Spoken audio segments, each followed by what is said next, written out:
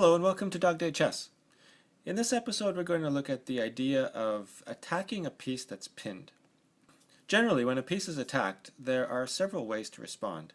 For example, you could defend the piece, or you could move the piece to safety, or you could even counterattack.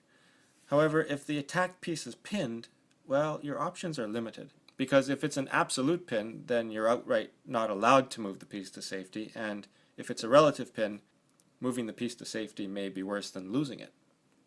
So if you've managed to pin one of your opponent's pieces, and that piece is defended, attack it again.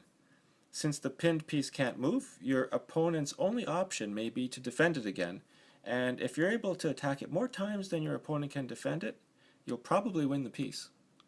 So we'll start with a simple example. Here I'm playing black, and from this position I move my queen to the e-file to check the king.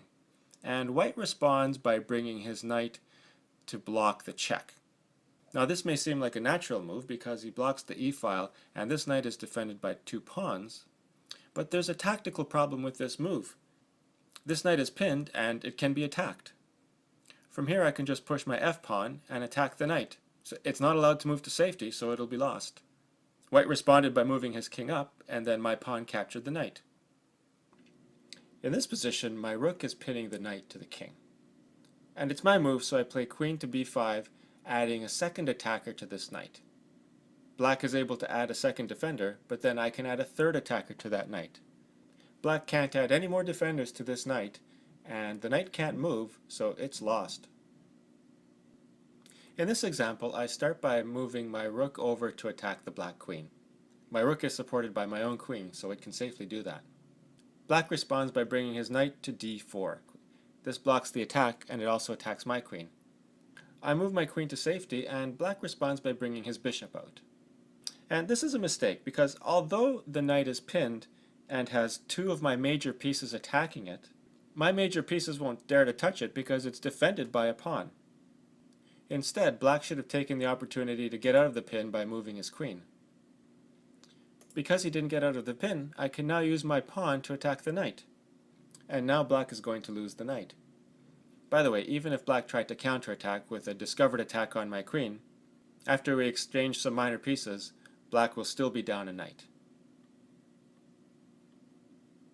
Anyway, in this example, it doesn't matter how many attackers and defenders there are. The thing that matters is that one of the attackers is less valuable than the pinned piece, and will gladly exchange itself for that piece. A similar thing happened in the first example, where we also saw a pawn attacking a pinned knight. This is why pawns can be dangerous to pinned pieces.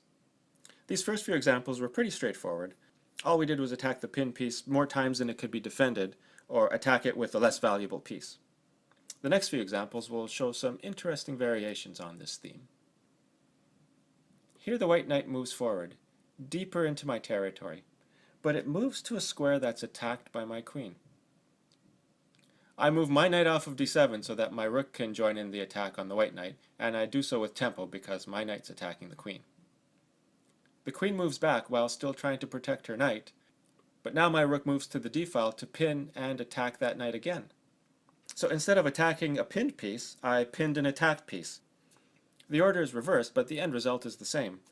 The knight can't move to safety without exposing the queen, so I win the knight. In this game, after we exchange pawns, I could have traded off the knights. But instead I decided to pin the black knight to the king by centralizing my rook.